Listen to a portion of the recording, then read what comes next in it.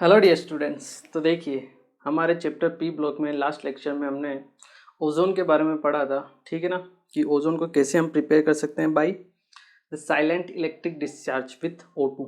O2 का आप silent electric discharge करके O3 को फॉर्म कर सकते हो। ठीक है ना, इसके अलावा हमने उसकी कुछ प्रॉपर्टीज़ के बारे में भी पढ़ा था कि ओजोन की क्या क्या प्रॉपर्टीज़ होती है। ठीक है ना, इसके अलावा मेन जो आपका था ओजोन में वो था उसका डिप्लेशन, ओजोन लेयर का डिप्लेशन किसकी वजह से होता है आपका, NO की वजह से, नाइट्रिक ऑक्साइड की वजह से। ठीक है ना, तो वो एक इम्पोर्टेंट चीज़ थी जो आपको याद रखनी है। इसके अलावा thermodynamically O2 is more stable then O3। ठीक है ना, इसलिए आपका O3 का जो कन्वर्जन होता है O2 में वो स्पॉन्टेनियस होता है, मतलब अपने आप होता है। ठीक है ना, क्योंकि O2 ज़्यादा स्टेबल होती है। ठीक है ना, O3 से। ठीक है, इसके अलावा हमने सल्फ़र के एलोट्रोप्स के बारे में पढ़ा था और उसमें अल्फ़ा सल्फ़र और बीटा सल्फ़र के बारे में पढ़ा था। और 369 केल्विन से बिलो आपके अल्फ़ा सल्फ़र स्टेबल होता है और अबव 369 आपके बीटा सल्फ़र स्टेबल होता है। ठीक है ना, ये हमने देख लिया था। ठीक है, इसके बाद हमने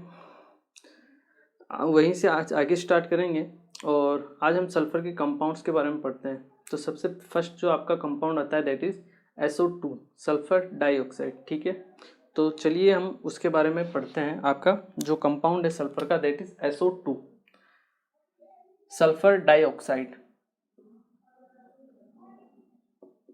सल्फ़र डाइऑक्साइड।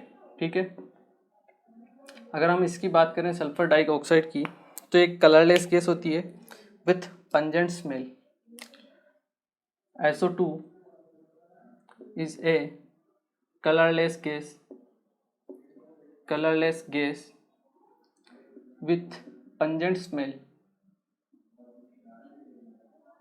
ठीक है, अगर हम इसके स्ट्रक्चर की बात करें SO2 के, तो S डबल बॉन्ड O और यहाँ पे आपका एक लोन पेयर अवेलेबल रहेगा। ठीक है, यहाँ पे आपका हाइब्रिडाइजेशन होता है sp2 का, SO2 का sp2। ठीक है, ट्राइगोनल प्लेनर जो होता है आपका,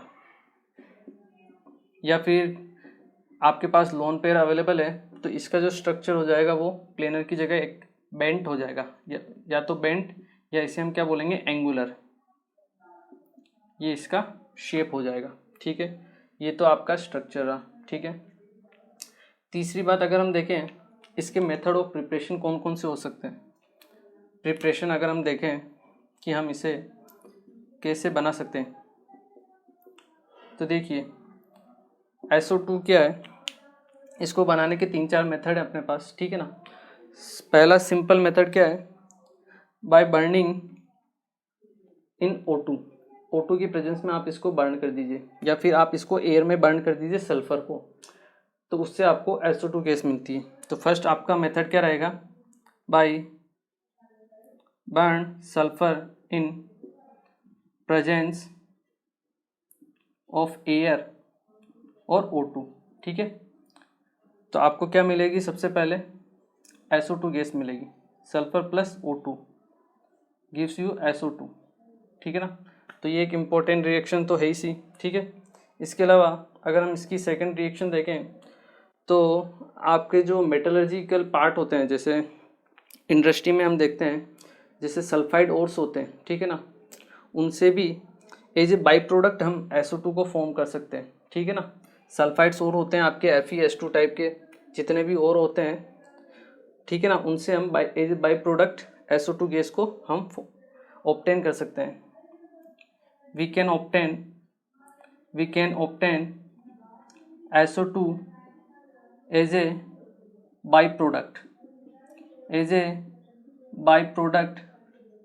from the ores of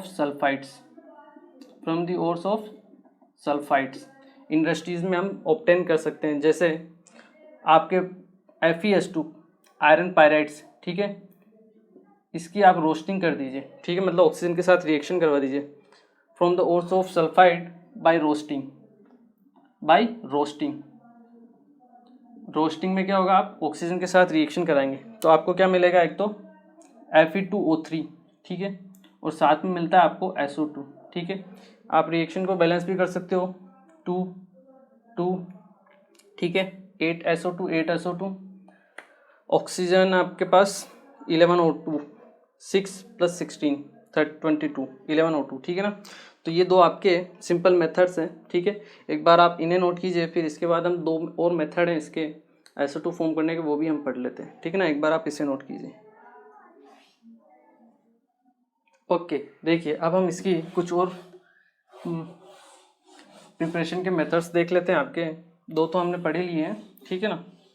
third method क्या है आपका, आप सल्फर की रिएक्शन करवा दीजिए H2SO4 के साथ by reaction of sulphur with H2SO4, ठीक है ना। आप जब H2SO4 के साथ रिएक्शन करवाओगे सल्फर की, तब भी आपको बाय एज ए प्रोडक्ट आपको SO2 मिलेगी और साथ में मिलेगा आपको H2O, ठीक है ना। रिएक्शन को आप बैलेंस कर सकते हो, 2H2O 3S हो गए आपके पास, 2H 2H2, 8 ऑक्सीजन 8 ऑक्सीजन, ठीक है ना। तो ये इसका थर्ड मेथड है प्रिपरेशन का। इसके अलावा इसका एक और प्रिपरेशन का मेथड होता है कि आप कॉपर की जो टर्निंग्स होती है उनकी भी H2SO4 के साथ रिएक्शन करवा के आप SO2 गैस को ऑब्टेन कर सकते हो by reaction of copper turnings with H2SO4। Copper turnings मतलब क्या होता है, जैसे होता है ना आपके ककड़ी छिलते हो ना आप सलाद के लिए, तो उसका छिलका उतारते हो पहले, ठीक है ना। वैसे छिलके टाइप में जो रहती है उसे हम बोलते हैं आपकी कॉपर की टर्निंग, ठीक है ना। तो कॉपर की जब आप रिएक्शन कराओगे, ठीक है ना, H2SO4 के साथ, तो आपको इस रिएक्शन के लिए आपको थोड़ा ध्यान रखना पड़ेगा, क्योंकि क्या है जनरली बच्चे CuSO4 + H2 लिख देते हैं कि रिएक्शन बैलेंस हो गई, मतलब ये आपके प्रोडक्ट हो गए, लेकिन ऐसा नहीं होता, ठीक है ना। आपको CuSO4 मिलेगा, साथ में SO2 मिलेगा और H2O मिलता है, ठीक है ना। तो इस चीज़ का आपको खास ध्यान रखना है, ठीक है।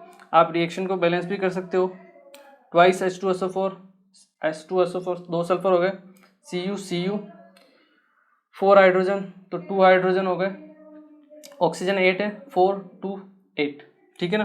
तो ये भी आपके मेथड ऑफ प्रिपरेशन की रिएक्शन होती है, ठीक है, जो आपको ध्यान रखनी है, ठीक है। इसके बाद हम बात करते हैं, अगर प्रॉपर्टीज़ की बात करें तो आपके जो SO2 होता है वो कौन कौन सी प्रॉपर्टी शो करता है, ठीक है ना। अगर SO2 की अगर हम बात करें तो SO2 जो गैस होती है, एक तो एसिडिक गैस होती है, ठीक है ना।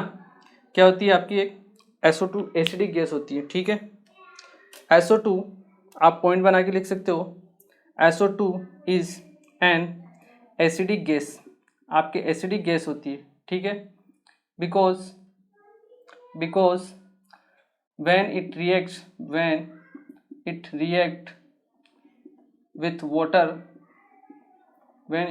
with water produce sulfurous acid,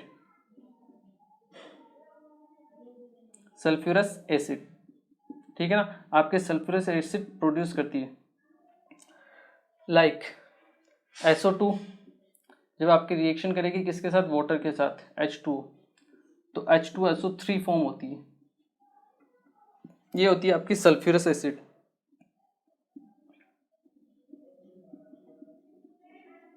ठीक है। इसीलिए आपका SO2 जो गैस होती है वो कैसी होती है, नेचर में एसिडिक होती है, ठीक है। इनको आप नोट कीजिए, फिर इसकी कुछ और प्रॉपर्टीज़ के बारे में हम पढ़ लेते हैं, ठीक है ना। एक बार आप इसे नोट कीजिए। ओके, देखिए अगर हम बात करें SO2 की, ठीक है ना, प्रॉपर्टीज़ की, तो आपको CO2 की प्रॉपर्टी पता होगी। एक CO2 की प्रॉपर्टी थी, क्या प्रॉपर्टी थी कि जब उसे लाइम वाटर से हम पास करते थे, lime water means calcium hydroxide CaOH four times, तो आपका जो सॉल्यूशन होता था वो मिल्की हो जाता था, ठीक है। और जब हम एक्सेस में पास करते थे CO2, तो वो मिल्कीनेस क्या हो जाती थी, डिसअपियर हो जाती थी। सेम आपकी प्रॉपर्टी शो करता है SO2 को जब लाइम वाटर से पास करोगे आप, तो उसका सॉल्यूशन भी क्या हो जाएगा, मिल्की। और जब SO2 को एक्सेस में पास करोगे तो क्या हो जाएगा, मिल्कीनेस डिसअपियर हो जाएगा, ठीक है ना। तो एक ये इंपॉर्टेंट है, जो CO2 भी शो करती है और आपकी SO2 भी शो करती है, ठीक है ना। तो सेकंड प्रॉपर्टी आप लिख सकते हो, when SO2 is passed through lime water that is calcium hydroxide, the solution becomes milky. The solution becomes milky, and when we pass excess CO2, excess SO2, then milkiness is disappeared. Milkiness क्या हो जाती है? Disappear हो जाती है, ठीक है ना। सेम रिएक्शन आपकी CO2 भी शो करता है जब आप SO2 की रिएक्शन कराते हो कैल्शियम हाइड्रोक्साइड से, ठीक है, तो आपका फॉर्मेशन होता है आपका CaSO3 का, ठीक है, साथ में आपको मिलता है वाटर, ठीक है। और इस CaSO4 में जब आप एक्सेस में पास करते हो आपके SO3 गैस, ठीक है ना, जब इसमें आप एक्सेस में पास करते हो CaSO3 में दोबारा SO2 गैस एक्सेस में, ठीक है, तो आपको मिलेगा, यहीं पे आप नोट कर सकते हो, ठीक है ना, एक्सेस में जब आप पास करते हो SO2 गैस, ठीक है, तो ये इसके सॉल्यूशन से रिएक्शन करके CaHSO3 होल टाइस बनाता है, ठीक है, कैल्शियम हाइड्रोजन सल्फाइड, ठीक है। इसकी वजह से क्या होता है, आपकी जो मिल्कीनेस है वो डिसअपियर हो जाती है। यहाँ मिल्कीनेस अपीयर होती है, यहाँ मिल्कीनेस डिसअपियर हो जाती है, ठीक है। तो सेम टू सेम प्रॉपर्टी आपके कौन शो करता है? CO2। तो अब आइडेंटिफाई कैसे करें कि सॉल्यूशन में आपके CO2 है या फिर SO2 है। अगर मान लो क्वेश्चन आता है कि एक गैस है, ठीक है, जिसको आप पास करते हो लाइम वाटर से, तो आपका जो सॉल्यूशन होता है मिल्की हो जाता है, ठीक है, और एक्सेस में पास करने पर मिल्कीनेस डिसअपियर हो जाती है। तो वो गैस कौन सी है? तो CO2 रहेगी या SO2 रहेगी, ठीक है। इसका सॉल्यूशन हम कैसे देंगे? तो देखिए, इसके ये जो क्वेश्चन रहेगा इसमें कुछ और इन्फॉर्मेशन भी रहेगी आपको, ठीक है ना। तो SO2 की एक खास प्रॉपर्टी क्या होती है कि ये सामने वाले को ऑक्सीडाइज कर सकता है। क्या कर सकता है? ऑक्सीडाइज कर सकता है। जैसे CO2 है आपका, यहाँ कार्बन की ऑक्सीडेशन स्टेट +4 है, मैक्सिमम है। SO2 है, ये भी +4 में, ये +4 से +6 में जा सकता है, बिल्कुल जा सकता है, मतलब अपने आप को ऑक्सीडाइज कर सकता है, तो सामने वाले को रिड्यूस भी कर सकता है, ठीक है ना। ये एक इम्पोर्टेंट प्रॉपर्टी होती है जो आपके CO2 में नहीं मिलती है, ठीक है ना। तो अगर ये अपने आप को ऑक्सीडाइज कर सकता है तो सामने वाले को रिड्यूस भी कर सकता है, वो प्रॉपर्टी आपका CO2 शो नहीं करेगा, ठीक है ना।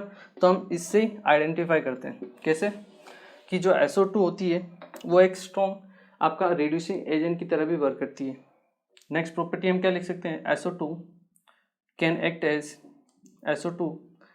Act as a reducing agent and decolorizes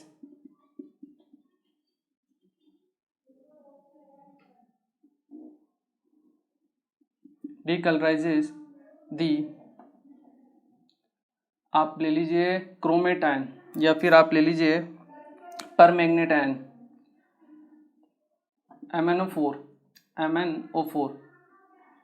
MnO4 minus ion, ठीक है ना। इस आयन को ये क्या कर देगी? डीकलराइज कर देगी, ठीक है, इन एसिडिक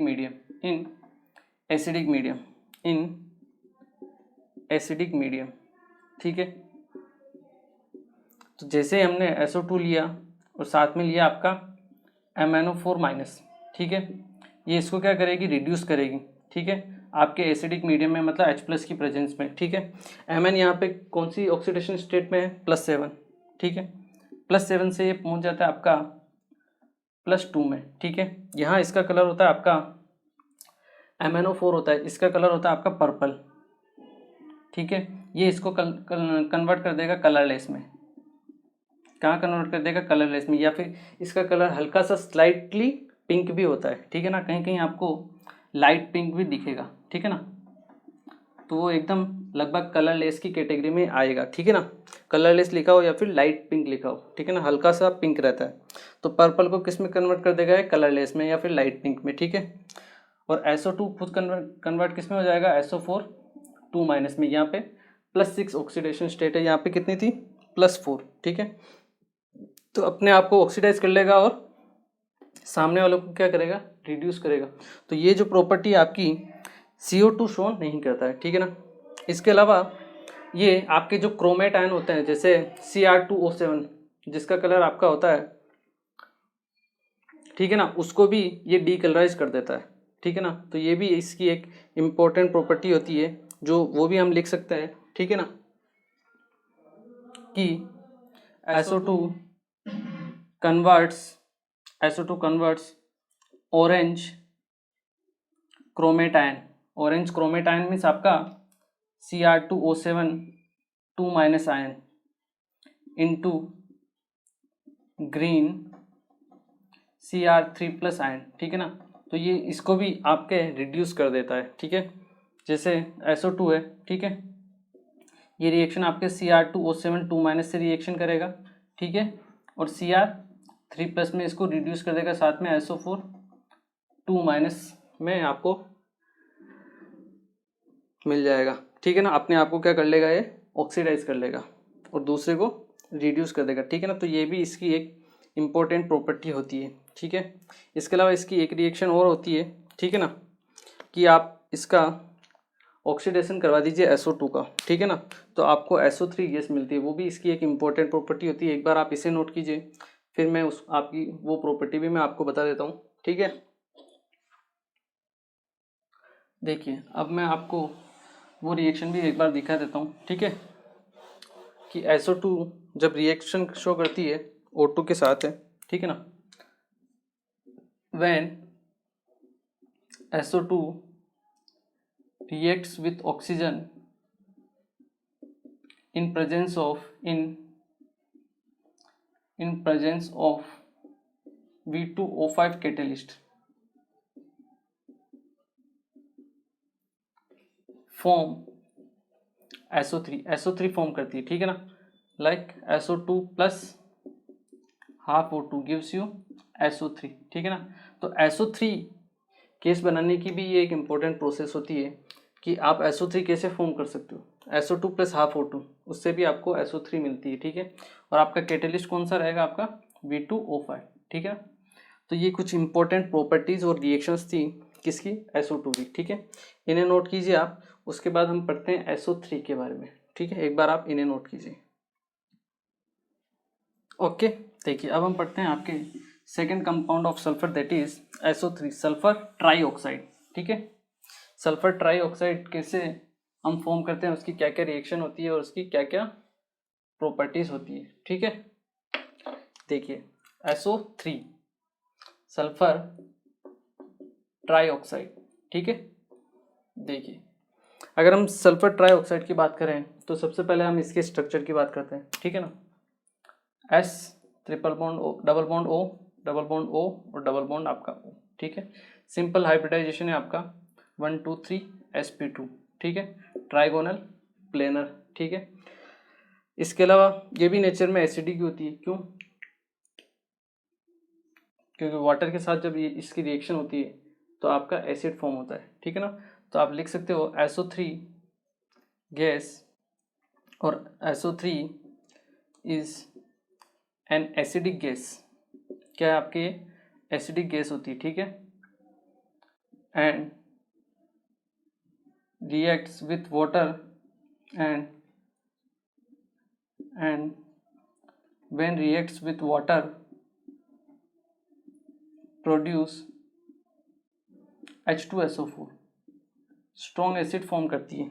जैसे SO3 है आपका H2O के साथ रिएक्शन करके क्या बनाएगी, आपके H2SO4, ठीक है ना। तो ये एक इंपॉर्टेंट रिएक्शन है, ये आपका स्ट्रॉन्ग एसिड है, इसलिए इसका नेचर क्या होता है, आपका एसिडिक होता है, ठीक है। अगर हम इसके प्रिपरेशन की बात करें, प्रिपरेशन के जो दो में लास्ट वाला मेथड था, एक तो वही हो जाएगा, क्या मेथड था, SO2 की ऑक्सीजन के साथ रिएक्शन करवाइए V2O5 कैटेलिस्ट की प्रेजेंस में, तो आपको क्या मिलेगी, SO3 by reaction of SO2 with O2 in presence of catalyst, in presence of V2O5 catalyst, ये तो एक इम्पोर्टेंट रिएक्शन हो गई, SO2 plus half O2 gives you SO3, ठीक है ना। तो इसकी एक ये इम्पोर्टेंट रिएक्शन होती है जिससे हम क्या कर सकते हैं, आपका SO3 का फॉर्मेशन कर सकते हैं, ठीक है। इसके अलावा एक रिएक्शन और होती है, इसमें हम क्या करते हैं, जो आपका H2SO4 होता है उसको डिहाइड्रेट करते हैं, ठीक है ना। डिहाइड्रेट करने का मतलब उसमें से वाटर मोलिक्यूल्स को बाहर निकाल लेते हैं H2SO4 में से, तो क्या होता है आपका SO3 आपके बच जाती है, ठीक है ना। By dehydrating H2SO4 in presence of P4O10 catalyst. P4O10 की प्रेजेंस में हम क्या कर सकते हैं, इसको डिहाइड्रेट कर सकते हैं। H2SO4 को जब हम डिहाइड्रेट करेंगे P4O10 की प्रेजेंस में, तो आपका H2 अलग हो जाएगा और साथ में SO3 अलग हो जाएगी, ठीक है ना। तो ये भी एक इम्पोर्टेंट रिएक्शन होती है आपके H2SO4 फॉर्म करने के लिए, ठीक है। एक बार इसे आप नोट कीजिए, फिर हम इसकी कुछ प्रॉपर्टीज़ के बारे में पढ़ लेते हैं, ठीक है। एक बार आप इसे नोट कीजिए। ओके, देखिए नेक्स्ट प्रॉपर्टी क्या है आपकी, कि जब आप SO3 को डिकम्पोज करते हो,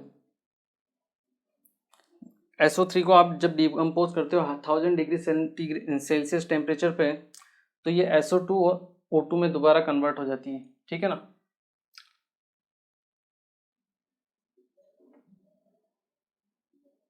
इसकी एक प्रॉपर्टी है, ये प्रिपरेशन तो नहीं है, आपकी प्रॉपर्टी आप ले सकते हो इसको, ठीक है ना। प्रॉपर्टी के अंदर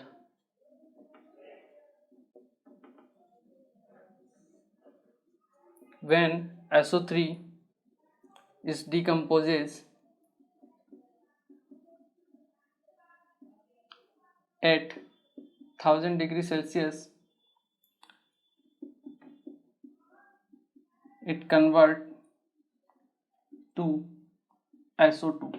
SO2 में आपका कन्वर्ट होती है, ठीक है। SO3 को जब आप हीट करते हो 1000 डिग्री सेल्सियस पे, तो ये आपका SO2 प्लस हाफ O2 में कन्वर्ट होती है, ठीक है। इसके अलावा जब आप SO3 को H2SO4 से आप रिएक्शन कराते हो SO3 की, तो आपको ओलियम मिलता है, ठीक है ना। ओलियम आपका एक कंपाउंड होता है, वो मिलता है जो एक इम्पोर्टेंट कंपाउंड होता है। तो आप लिख सकते हो कि when SO3 is dissolved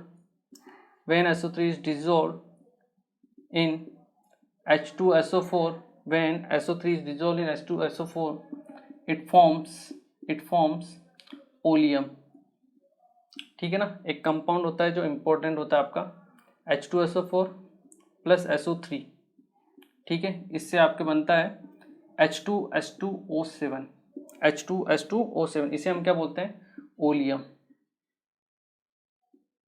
ठीक है ना। ये एक इम्पोर्टेंट कंपाउंड होता है जो आपके H2SO4 बनाने में भी काम में आता है, ठीक है ना। इसलिए एक इम्पोर्टेंट रिएक्शन होती है, ठीक है। आगे चल के हम कॉन्टैक्ट प्रोसेस पढ़ेंगे H2SO4 फॉर्मेशन के लिए, ठीक है ना। तो H2SO4 का जो फॉर्मेशन होता है उसमें आपको H2H2O7 ओलियम ही मिलता है, ठीक है ना। उसके बाद इसमें आप वाटर मिला के आपको जितना कंसनट्रेशन का H2SO4 चाहिए उतना कंसनट्रेशन का आप H2SO4 फॉर्म कर सकते हो, ठीक है ना। तो कॉन्टैक्ट प्रोसेस में आपको ओलियम ही मिलेगा, ठीक है ना।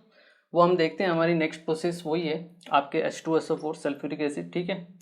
ये दो प्रॉपर्टी होगी इसकी इंपॉर्टेंट। इसके अलावा अगर आप देखो SO3 का जो स्ट्रक्चर मैंने आपको बता दिया था कि प्लेनर होता है, इसके अलावा ये आपके सॉलिड फॉर्म में H3O9 की फॉर्म में रहती है, सॉलिड फॉर्म में H3O9 की फॉर्म में रहती है। In solid form SO3 will be in a trimer form of H3O9, आपके H3O9 की फॉर्म में रहती है। तो H3O9 का अगर आप डायग्राम देखना चाहो तो H डबल बॉन्ड O, ठीक है। एक तो ये हो गया, एक आपका H डबल बॉन्ड O इधर ले लीजिए, ठीक है। एक H डबल बॉन्ड O यहाँ ले लीजिए, एक यहाँ पे ले लीजिए, एक यहाँ पे ले लीजिए और एक यहाँ पे ले लीजिए, और इन सबको किससे जोड़ दीजिए आप, ऑक्सीजन से, ठीक है। तो आपको ये एक ट्राइमर मिलता है, किसका? H3O9 का, ठीक है ना। तो ये एक इम्पोर्टेंट होता है जो आपको ध्यान रखना पड़ेगा, ठीक है, इम्पोर्टेंट रिएक्शन है, ठीक है। तो ये आपकी SO3 की कुछ प्रॉपर्टीज़ थी और उसकी कुछ रिएक्शन थी, मेथड ऑफ प्रिपरेशन थे, वो हमने देख ली, ठीक है। इसको नोट कीजिए। फिर हम पढ़ते हैं आपके कॉन्टैक्ट प्रोसेस, ठीक है, H2SO4 को कैसे फॉर्म किया जाता है, ठीक है। एक बार आप इसे नोट कीजिए। ओके, देखिए अब हम पढ़ते हैं आपके फॉर्मेशन ऑफ H2SO4 की क्या क्या रिएक्शंस होती है, ठीक है, H2SO4 कैसे फॉर्म किया जाता है, ठीक है। आपका नेक्स्ट टॉपिक क्या है? H2SO4, सल्फ्यूरिक एसिड,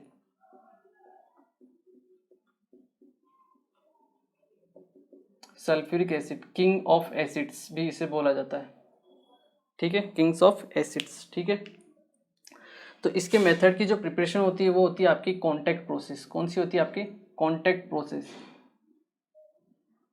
आपको एनसीईआरटी में डायग्राम भी दिया हुआ रहेगा, ठीक है ना। तो आप एक बार उस डायग्राम को भी मतलब देखना।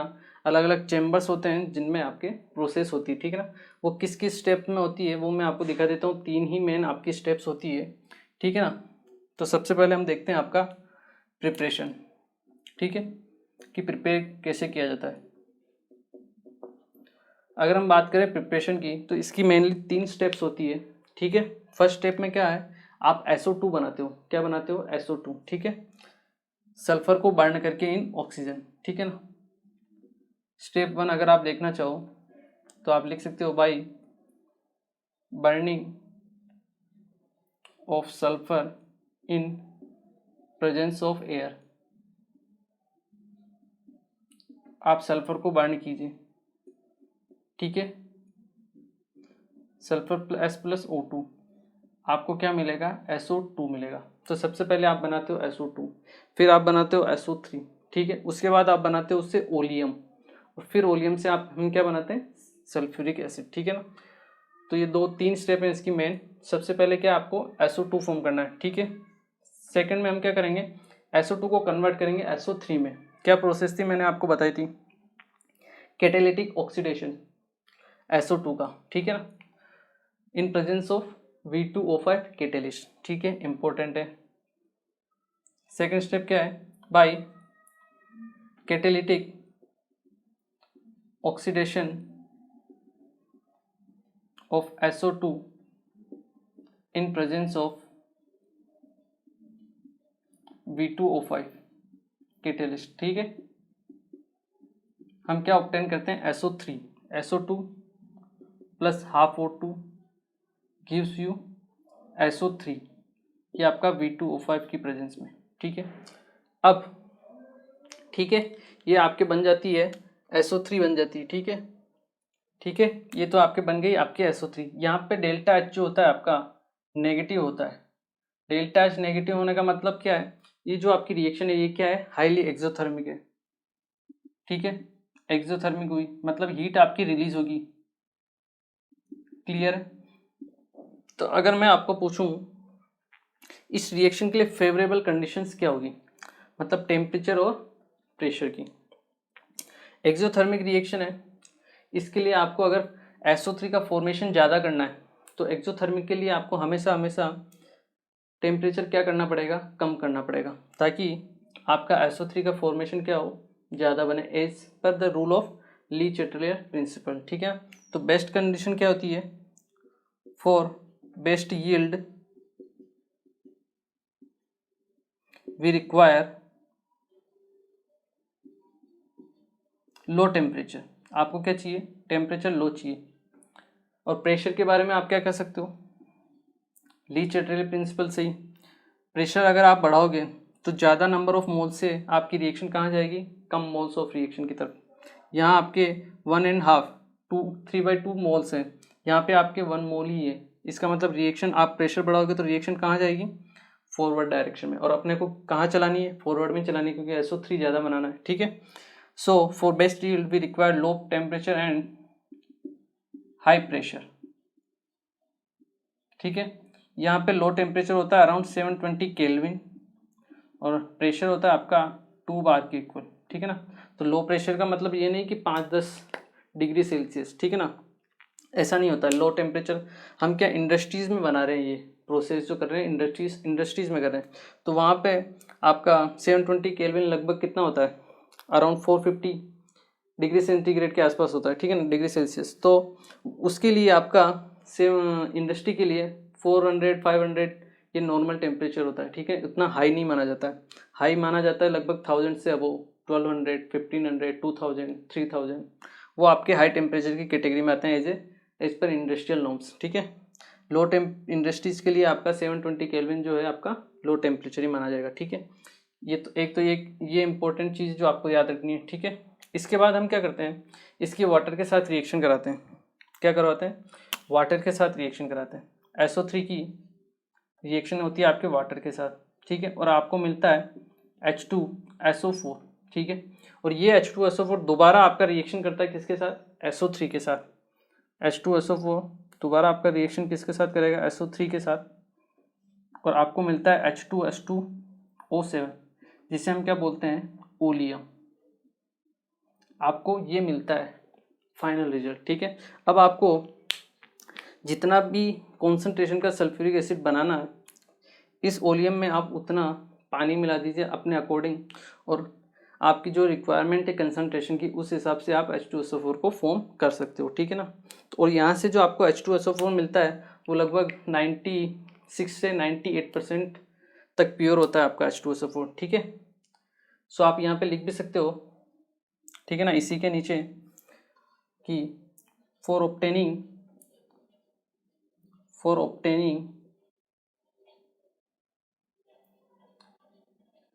required concentration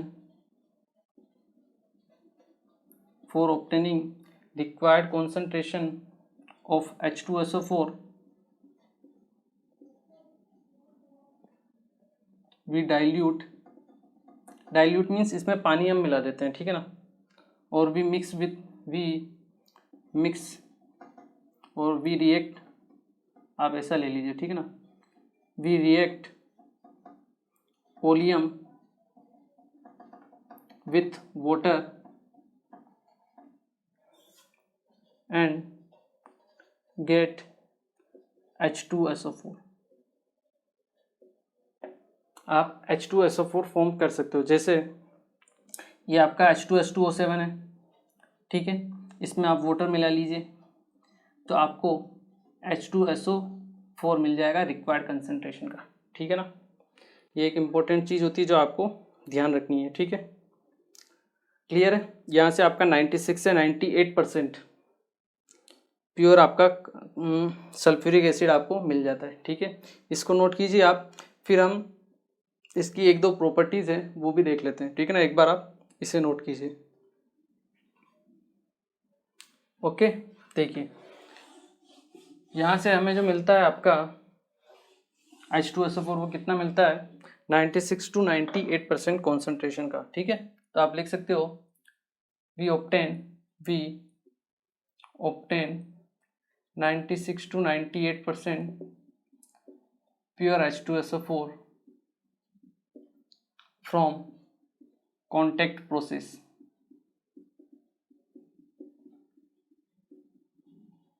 ठीक है। अब इसकी कुछ प्रॉपर्टीज देख लेते हैं हम। अगर हम प्रॉपर्टीज की बात करें तो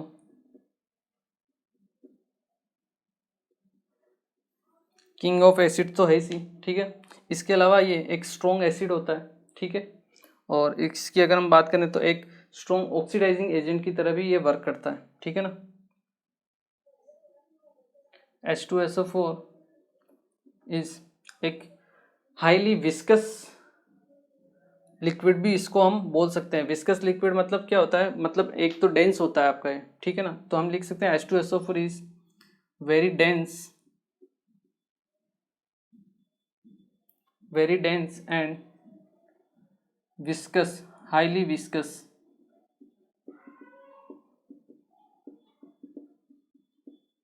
लिक्विड। मतलब इसकी विस्कोसिटी क्या होती है, ज़्यादा होती है। रीज़न क्या है, इसमें आपका हाइड्रोजन बॉन्ड रहता है। क्या रहता है आपका, हाइड्रोजन बॉन्ड। इसकी वजह से उसकी विस्कोसिटी क्या होती है, ज़्यादा होती है, ठीक है। इसके अलावा H2SO4 एक स्ट्रॉन्ग एसिड तो है ही, is a strong acid and a strong oxidising agent भी होता है ये। ऑक्सीडाइजिंग एजेंट क्या होता है? जो अपने आप को तो रिड्यूस करे और सामने वाले को ऑक्सीडाइज करे, जैसे H2SO4 है, ठीक है। यहाँ पे आप देखोगे सल्फर का ऑक्सीडेशन स्टेट है +6। अब +6 से ज़्यादा तो वो जा नहीं सकता, कहाँ जाएगा? उससे कम में ही जाएगा। कम में जाएगा मतलब क्या होगा? खुद का रिडक्शन होगा। खुद का रिडक्शन होगा मतलब सामने वाले को क्या होगा? ऑक्सीडेशन, ठीक है। तो एक ये as a strong oxidising agent की तरह भी ये वर्क करता है। इसके अलावा and also work as strong dehydrating agent. Strong dehydrating agent, ठीक है ना। ये वाटर मॉलिक्यूल्स को रिमूव कर लेता है, सोख लेता है। जैसे आपकी स्किन होती है, ठीक है ना, उसके ऊपर आप H2SO4 डालते हो, तो ये क्या, हमारी स्किन जो है ये आपका ऑर्गेनिक सब्सटेंस ही है एक तरह से, ठीक है ना। उसमें से वाटर मॉलिक्यूल को निकाल लेगा, ठीक है। तो इसलिए वहाँ जहाँ जहाँ पे ये आपका H2SO4 गिरेगा वहाँ की सेल्स जो होगी वो क्या हो जाएगी? बर्न हो जाएगी, ठीक है ना, क्योंकि उसमें आपके पास वाटर मॉलिक्यूल कुछ भी नहीं बचेगा, ठीक है। तो ये एक बर्निंग एक्शन होता है इसका। H2SO4 का स्ट्रॉन्ग एसिड होता है ये, ठीक है ना, आपकी स्किन को जला देता है, ठीक है। Strong also work as a strong dehydrating agent. इसका एक इंपॉर्टेंट रिएक्शन होती है आपकी C12H22O11, जो आपकी शुगर होती है, ठीक है ना, उसमें आपका अगर हम H2SO4 यूज करें एज ए डिहाइड्रेटिंग एजेंट तो ये सारे के सारे वाटर मॉलिक्यूल को रिमूव कर लेगा। यहाँ से कितने वाटर मॉलिक्यूल निकल सकते हैं आपके? 11। तो ये 11 H2O को इससे रिमूव कर लेगा, ठीक है, क्लियर। और बचेगा क्या आपके पास? केवल और केवल कार्बन। मतलब जो आपकी शुगर थी वो क्या हो जाएगी? बिल्कुल ब्लैक कलर की हो जाएगी। क्यों? क्योंकि उससे वाटर मॉलिक्यूल निकल चुके हैं। क्या बचा है? केवल और केवल कार्बन। इसे हम एक नाम भी बोलते हैं, that is charring of sugar. Charring of sugar, इसके नाम से भी इसको बोला जाता है, ठीक है ना। तो चेयरिंग ऑफ शुगर में क्या होता है? आपका ग्लूकोज होता है, H2SO4 हम काम में लेते हैं एज ए डिहाइड्रेटिंग एजेंट। वो क्या करता है? आपका ग्लूकोज से सारा का सारा पानी को निकाल लेता है, सोख लेता है, एब्जॉर्ब कर लेता है, और आपकी केवल और केवल कार्बन बचती है ब्लैक कलर की, ठीक है ना। तो ये एक इम्पोर्टेंट प्रोसेस होता है और इम्पोर्टेंट इसकी कुछ रिएक्शंस होती है H2SO4 की, ठीक है। एक बार आप इसे नोट कीजिए, और एक बार आप जो NCERT में डायग्राम है उसे भी प्लीज़ एक बार चेक कीजिएगा, क्योंकि सिंपल स्टेप्स वही हैं, ठीक है ना, आपको समझ में आ जाएगा क्या रिएक्शन होती है। 3 स्टेप में होती है। SO2 से SO3 बनेगा, पहले SO2 बनेगा, फिर SO3 बनेगा, और उससे फिर आपका ओलियम बनता है, ठीक है। और ओलियम्स का मतलब उसमें वाटर मिला के हम अपनी रिक्वायरमेंट के हिसाब से H2SO4 ऑब्टेन कर सकते हैं, ठीक है ना। तो ये आपकी 3 स्टेप्स ही मेन इंपॉर्टेंट होती है, ठीक है, इसे नोट कीजिए आप। फिर हम आपके ऑक्सो एसिड्स के बारे में पढ़ते हैं, सल्फर के कौन कौन से ऑक्सो एसिड्स होते हैं, ठीक है। एक बार आप इसे नोट कीजिए, ओके, ठीक है। तो अब हम पढ़ते हैं आपके oxo acids of sulphur. Sulphur के आपके कौन कौन से ऑक्सो एसिड्स अवेलेबल होते हैं। नेक्स्ट हेडिंग डालिए आप, ऑक्सो एसिड्स ऑफ सल्फर।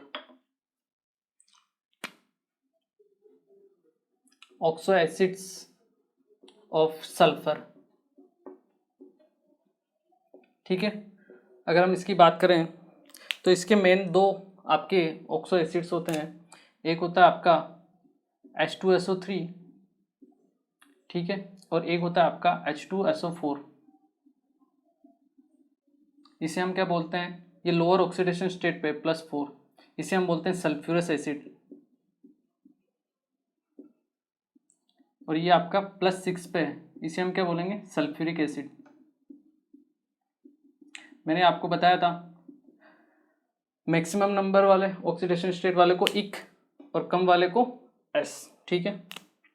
मतलब एक इसमें ऑक्सीजन जोड़ा तो आपका सल्फ्यूरस से सल्फ्यूरिक हो गया, एक ऑक्सीजन और जोड़ दो आप, ठीक है, ये बनेगा आपका H2SO5 पर सल्फ्यूरिक एसिड,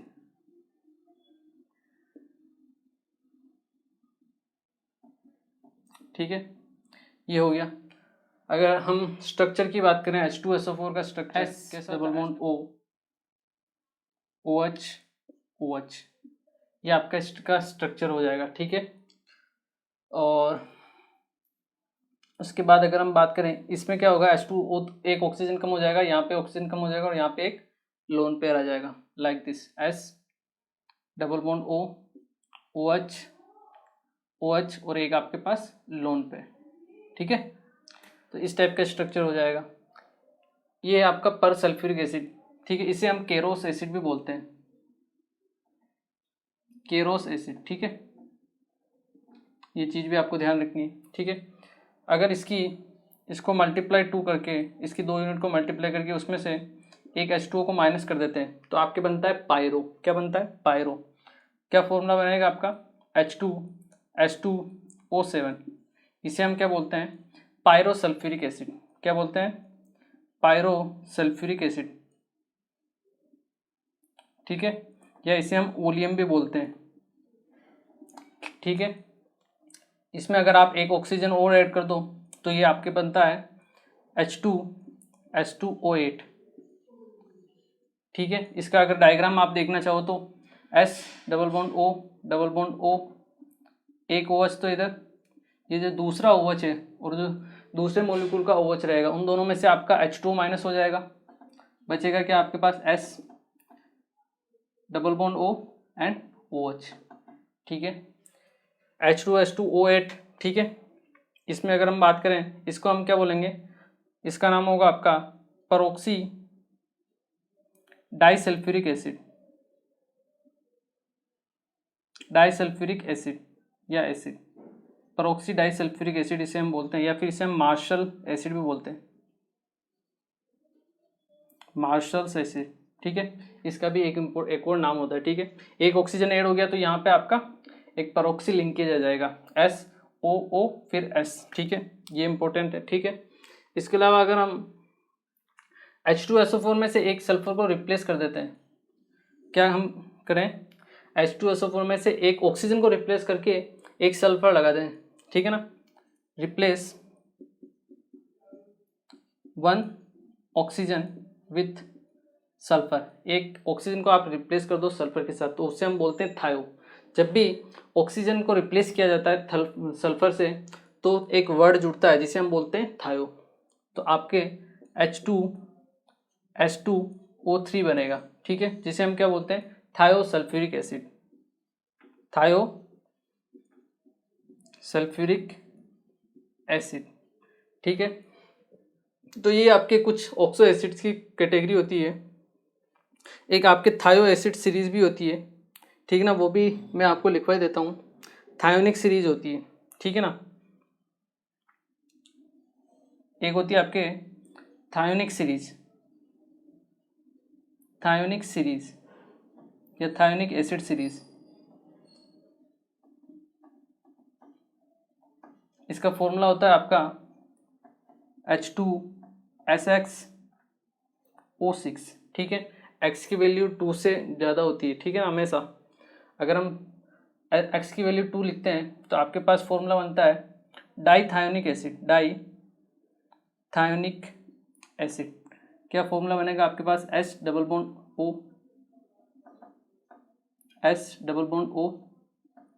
O, ठीक है। X की वैल्यू हमने 2 ली तो 2 सल्फर हो गए, 4 ऑक्सीजन हो गए, OH एंड OH। अगर X की वैल्यू 3 होगी तो ट्राइस, डाई की जगह क्या आ जाएगा आपका?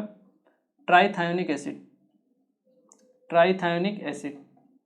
फॉर्मूला क्या हो जाएगा? S double bond O double bond O, एक S then S double bond O double bond O then OH और यहाँ पे भी OH, ठीक है। टेट्रा होगा तो बीच में एक S और जुड़ जाएगा, ठीक है ना।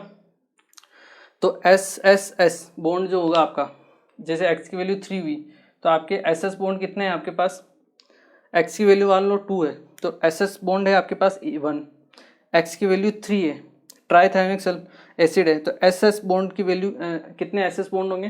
2, मतलब जितने X की वैल्यू उससे एक कम, ठीक है ना। एक बार आप इसे नोट कीजिए, ये आपके ऑक्सो एसिड्स हैं जो आपके सल्फर के, ठीक है ना। एक बार आप इसे नोट कीजिए।